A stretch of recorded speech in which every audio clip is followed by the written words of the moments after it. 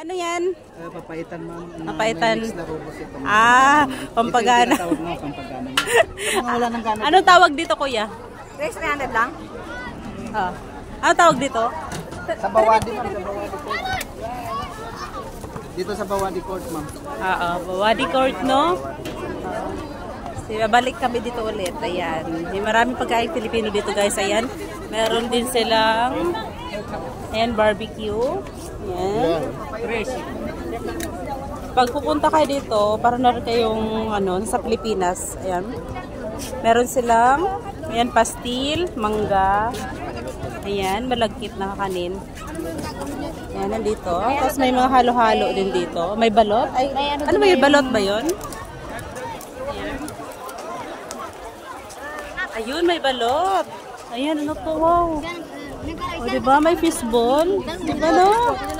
Ayan, balot. Itik, 3.25 Pinoy. Ayan. Galing! So, ayan. Ako sa inyo, halina kayo dito, guys. Al-Bawadi.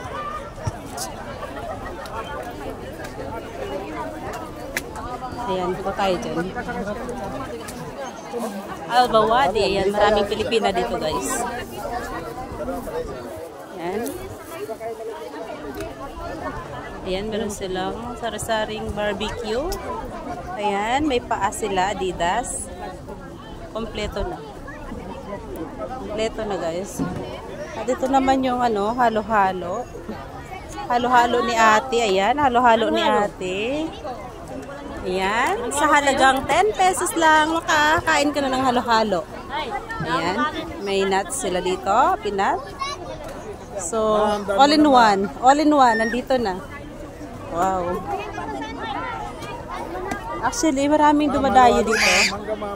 First time kong pumunta dito, pero na-amaze ako, guys. Kaya babalik-balik ako dito. Okay. Ayan, meron silang maruya. Ayan. Wow, sana kayo rin. Punta kayo dito ng matikman. Ito yung papaitan ni Kuya sa halagang 10 SR. May halo ng rubos. Ayan, ayan, may free taste si Kuya. Ayan, oh. Para magbalik mo dito.